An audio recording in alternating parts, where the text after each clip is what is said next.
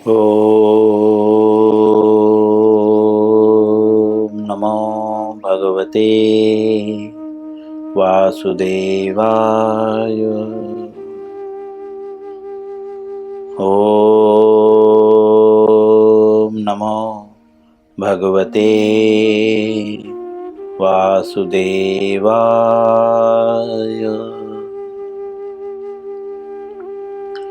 ॐ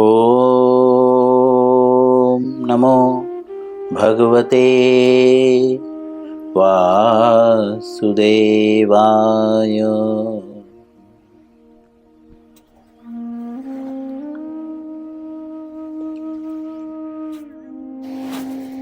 श्रीमद् भगवद गीता यथारूप पुस्तक का नाम है। अध्याय 10 पे हैं हम। अध्याय का नाम है श्री भगवान का ऐश्वर्य। श्लोक संख्या 10। कल हमने 9 श्लोक कंप्लीट किया था। आज हम 10वें श्लोक को पढ़ेंगे। आज इस श्लोक का पहला दिन है। क्योंकि इस श्लोक का पहला दिन है, इसीलिए हम लोग श्लोक पढ़ेंगे 3 बार, उसके बाद शब्दार्थ, फिर अनुवाद और उसके बाद तात्पर्य में प्रवेश करेंगे। सभी लोग मेरे पीछे इस श्लोकों को उच्चारण करने का प्रयत्न करें यथासंभव। तेषां सततयुक्तानां भजतां प्रीतिपूर्वकं ददामि बुद्धियोगं तं येन मामुपयान्ति ते। पुनः तेषां सततयुक्तानां भजतां प्रीतिपूर्वकं ददामि बुद्धियोगं तं येन मामुपयान्ति ते। पुनः तेषां सततयुक्तानां भजतां प्रीतिपूर्वकं ददामि बुद्धियोगं तं येन मामुपयान्ति ते। शब्दार्थ। तेषां अर्थात उन, सतत युक्तानां अर्थात सदैव लीन रहने वालों को, भजतां अर्थात भक्ति करने वालों को, प्रीतिपूर्वकम अर्थात प्रेम भाव सहित, ददामि अर्थात देता हूँ, बुद्धि योगम अर्थात असली बुद्धि, तम अर्थात वह, येन अर्थात जिससे, माम अर्थात मुझको, उपयान्ति अर्थात प्राप्त होता है, ते अर्थात वे। शब्दार्थ में ही स्पष्ट रूप से भगवान बोल रहे हैं। क्या बोल रहे हैं? वे उल्टा, हम श्लोकों को उल्टा पढ़ने से कभी कभी मुझे अच्छा लगता है, श्लोक और अच्छा क्लियर होता है। बोलते हैं वे मतलब कौन लोग? बोलते हैं मुझको प्राप्त होते हैं, वे लोग जो है मुझको प्राप्त होते हैं। कौन लोग? जिससे वह जिससे, कौन बोलते हैं, जिसके पास असली बुद्धि है ना। असली बुद्धि किसके पास है? जिसके पास असली बुद्धि है वह मुझको अर्थात भगवान को प्राप्त होते हैं। यहाँ पे इस प्रकार से भगवान जो कह रहे हैं, तो इसका तात्पर्य ऐसा प्रतीत हो रहा है कि दो प्रकार की बुद्धि है, असली और नकली। असली बुद्धि कौन है, कौन सी है? जिससे हम भगवान को प्राप्त करते हैं। मुझको, भगवान स्वयं को संबोधित कर रहे हैं, माम, मुझको प्राप्त करते हैं। जन्म कर्म च मे दिव्यम मे वयो वृत्ति तत्वतः त्यक्त्वा देहम पुनर्जन्मम नेति मामेति। सो अर्जुन, वहां पे भी यही बात बोल रहे हैं, वो मुझको प्राप्त करते हैं। यहाँ पे बोल रहे हैं मुझको प्राप्त करते हैं। कौन मुझको प्राप्त करते हैं? जिसके पास असली बुद्धि है। लेकिन ये असली बुद्धि देता कौन है? भगवान बोल रहे हैं मैं देता हूं। ददामी, देता हूं असली बुद्धि। हाँ, बुद्धि योगम, असली बुद्धि देता हूं। बट असली बुद्धि भगवान किसको देते हैं? भगवान असली बुद्धि किसको देते हैं? तो उसके पहले लिखते हैं प्रीति पूर्वकम, जो प्रेम भाव सहित, समझे, क्या करते हैं? बोलते हैं भजताम, भक्ति करने वालों को। भगवान किसको बुद्धि देते हैं? भक्ति करने वालों को। लेकिन कैसे भक्ति करने वालों को? सभी भक्ति कर रहे हैं, है ना। हम सब बोलते हैं ना, हम भी तो भक्ति कर रहे हैं, लेकिन किसके हिसाब से? अपने हिसाब से, ठीक है। लेकिन यहाँ पे बोल रहे हैं प्रीति पूर्वकम, प्रेम से, मजबूरी से नहीं, है ना। हम लोग भक्ति किससे, कैसे कर रहे हैं? मजबूरी से कर रहे हैं, है ना, जरूरत के लिए कर रहे हैं, कष्टों से मुक्त होने के लिए, पैसे भी प्राप्त करने के लिए। कुछ लोग संपत्ति के लिए भक्ति कर रहे हैं, सारे कष्टों से मुक्ति हो जाएगी। कुछ लोग दुख से, ठीक है। कुछ लोग तो पत्नी से और बच्चों से बचने के लिए भक्ति कर रहे हैं। ऐसे भी लोगों से मैं मिल चुका हूँ, ठीक है, जो भक्ति में क्यों आए हैं? क्योंकि संसार में वे काम नहीं करना चाहते, ठीक है। लेकिन यहाँ पे बोल रहे हैं जो प्रेम से भक्ति करें, ठीक है, मजबूरी से भक्ति न करे, कोई भी मजबूरी नहीं। हालांकि भगवान बोल चुके हैं अकाम सर्व काम मोक्ष काम उदार दी। भगवान बोलते कुछ तो भी, ठीक है, कुछ भी हो तुम मेरे पास आओ। लेकिन यहाँ पे बोलते हैं बुद्धि में किसको देता हूं?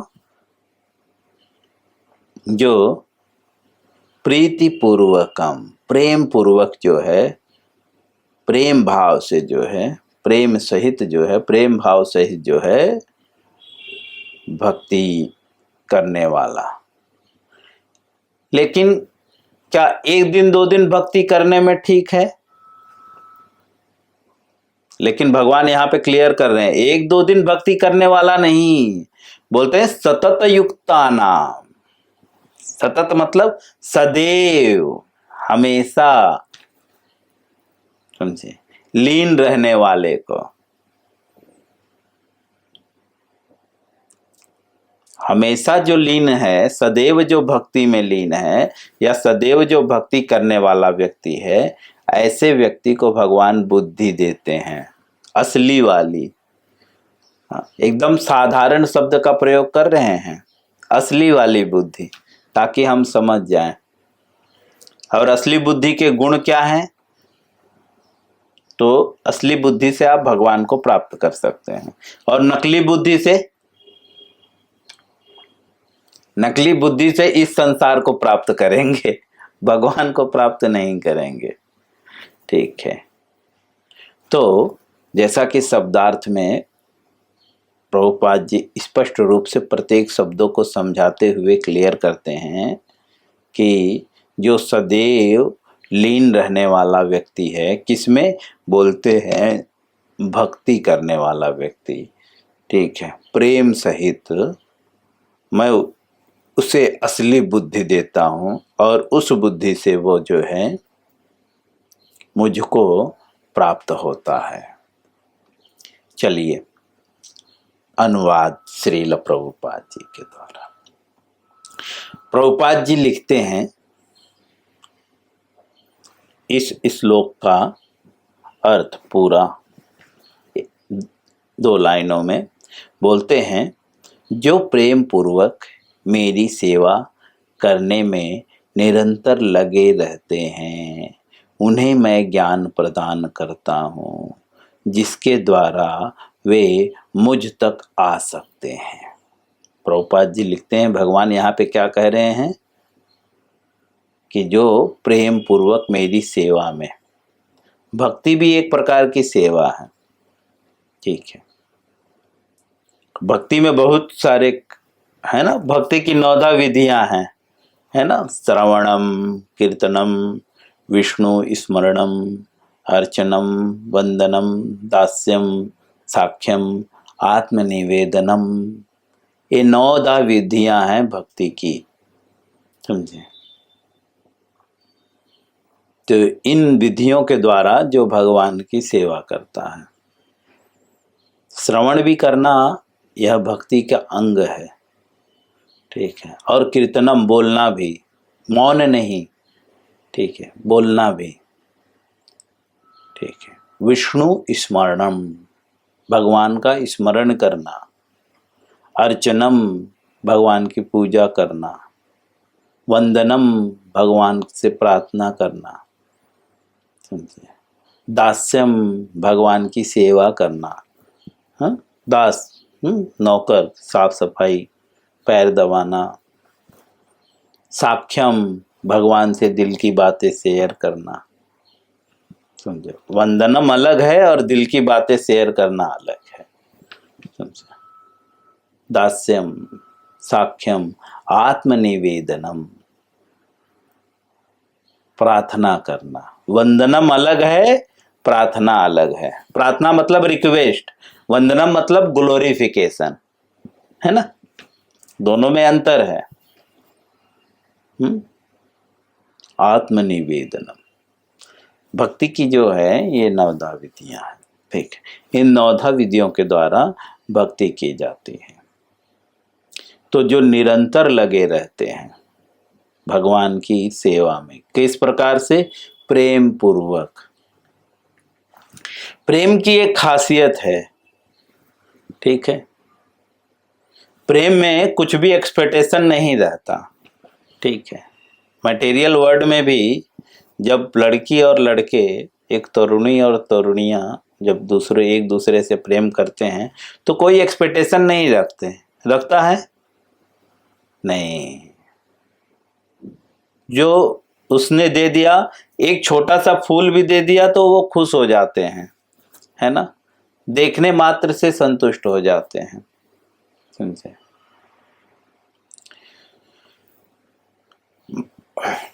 भौतिक जगत में प्रेम के एकदम प्योर उदाहरण माता पिता हैं, खासकर माता,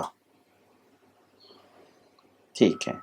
माँ ने कभी एक्सपेक्टेशन नहीं किया कि मेरा बेटा डॉक्टर होने। आजकल की माताएं करती हैं, तो आजकल की माताएं तो दिन भर मोबाइल में लगी रहती हैं, बच्चे का क्या हित होगा देखते ही नहीं, ठीक है। लेकिन जो एक्चुअल माता है वो दिन भर बच्चों की परवरिश में लगी रहती हैं। मेरे बच्चे की कैसे अच्छे से पढ़ाई हो, मेरा बच्चा मिनिस्टर बने, जो भी बने, ठीक है, वो मुझे कुछ दे ना दे, नाम कमाए बस, ठीक है। अपने पेट को काट काट के पढ़ाती हैं। आजकल की माताएं तो जितना बच्चे में खर्चा नहीं है उतना ज़्यादा उसके लिपस्टिक में खर्चा है। बच्चे की पढ़ाई भले ही रुक जाए लेकिन उसके बॉडी पे खर्चा रुकना नहीं चाहिए। तो ऐसी नहीं, माता मतलब विदाउट एक्सपेक्टेशन। पहले के लोग को आप देख लीजिए, दादी दादा को देख लीजिए, पिताजी से जो प्रेम था, ठीक है। कभी आपने, मेरा ऐसा अनुभव है कि मेरी दादी ने कभी अपने बच्चे से अर्थात मेरे पिताजी से ऐसा नहीं कहा कि तू क्यों मुझे छोड़ के बम्बई चले गया। खुश है ना, ठीक है, तो यह प्रेम है, ठीक है, मेरा बच्चा खुश है। तो भौतिक जगत में भी जो है प्रेम का एक अच्छा उदाहरण, प्योर नहीं है, इतना भी भगवान जैसा नहीं है, बट एक अच्छा उदाहरण जो है वह माता है, ठीक है। कभी भी एक्सपेक्टेशन नहीं रखते। तो जो प्रेम पूर्वक विदाउट एक्सपेक्टेशन हम भगवान की सेवा करते हैं, मंदिर में आते हैं, सेवा करते हैं, तो एक्सपेक्टेशन रखते हैं कभी कभी। कुछ लोग, मैंने देखा है, कुछ लोग आते हैं मंदिर में, झाड़ू लगाते हैं, प्रसादम सेवा करते हैं, तो एक्सपेक्टेशन रखते हैं कि मुझे स्पेशल प्रसाद मिलना चाहिए, ठीक है। कुछ लोग डोनेशन की सेवा करते हैं तो सोचते हैं मुझे स्पेशल दर्शन मिलना चाहिए, ठीक है। तो ऐसा एक्सपेक्टेशन रखते हैं, लेकिन यहाँ पे बोल रहे हैं प्रेम पूर्वक, मतलब विदाउट एक्सपेक्टेशन, कोई भी डिमांड नहीं, ठीक है। तो जो बिना डिमांड के, डिमांड पूर्वक, कोई भी डिमांड नहीं, इस तरह से जो सेवा करता है, किसकी बोलते हैं, मेरी जो है। लेकिन एक दो दिन नहीं, बोलते हैं निरंतर लगे रहते हैं सेवा में, निरंतर लगे रहते हैं। एक दो दिन तो ट्राई हो सकता है निरंतर कैसे हो सकता है, ये पॉसिबल नहीं है। कोई उधर रसगुल्ला खा रहा है और आप एक्सपेक्टेशन एक दिन न रखे, दो दिन न रखे, तीसरे दिन तो रहेगा क्या प्रभु जी, तो उसको रसगुल्ला दे रहे हैं और मैं तो आ रहा हूं, इतना सेवा कर रहा हूं, मुझे कुछ दे ही नहीं रहे हैं।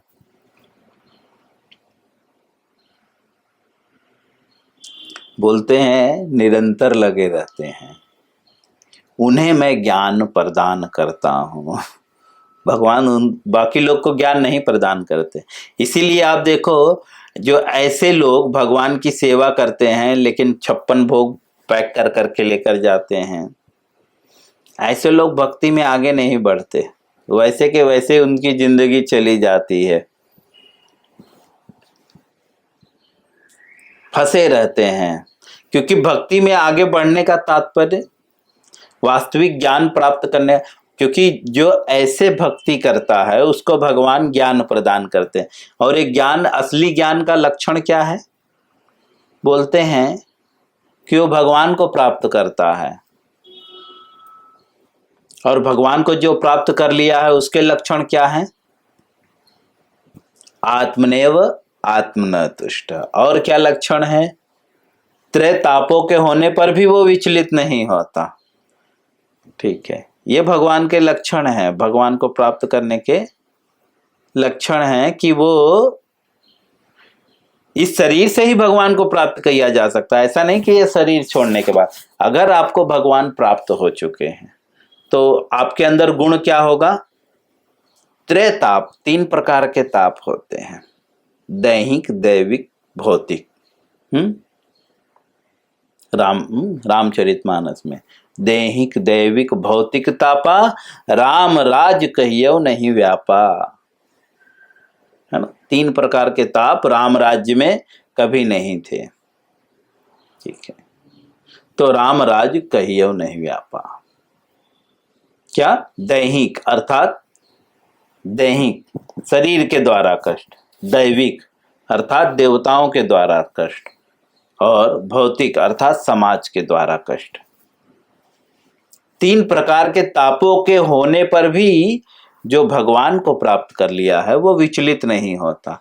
अर्थात जो भगवान को प्राप्त कर लिया है ना, उसको बुखार भी रहेगा तो फर्क नहीं पड़ेगा, उसका शरीर, और शरीर कटा भी रहेगा तो भी वो चल लेगा, क्योंकि भगवान की कृपा है ना, भगवान बोलते हैं ना, यत् कृपा तमहम वंदे परमानंद माधवम। भगवान की कृपा है तो वो परम आनंद को प्राप्त करेगा। और क्वालिटी क्या? मूकम करोति वाचालम, गूंगा होते हुए भी वो बोलेगा। पंगुम लंगायते गिरिम, लंगड़ा रहेगा लेकिन पर्वत को भी लांग जाएगा।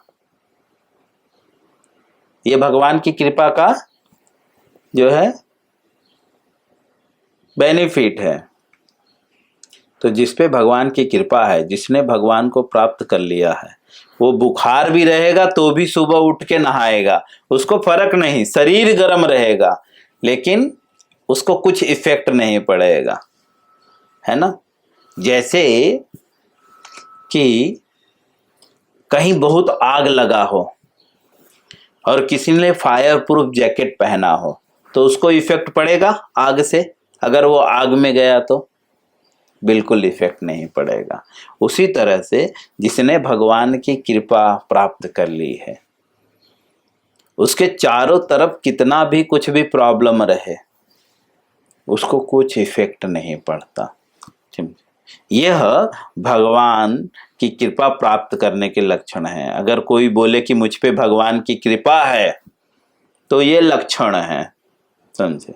त्रय तापों के होने पर भी प्रभावित नहीं होगा, समझे, और वह भगवान को प्राप्त कर लेता है। और जिसके पास असली ज्ञान होता है वह निरंतर जो है भगवान की भक्ति करता है, क्योंकि असली ज्ञान उसी के पास आता है जो भक्ति करता है। लेकिन कब? निरंतर, न अंतर। हाँ, निरंतर को अगर दो भागों में विभाजित करें तो न अंतर, अंतर का मतलब डिस्टेंस। सेवा में कोई अंतर नहीं रहता, कोई गैप नहीं रहता, कंटिन्यू 24 आवर वो सेवा करता है। तो जो प्रेम से सेवा करता है निरंतर, जो है प्रभुपाद जी कहते हैं, भगवान ऐसा कह रहे हैं कि उन्हें मैं ज्ञान, अर्थात भगवान उन्हें ज्ञान प्रदान करते हैं। कैसा ज्ञान? जिसके द्वारा मुझ तक आ सकता है। हम यहीं पे विराम देंगे, कल हम तात्पर्य में प्रवेश करेंगे। हरे कृष्णा।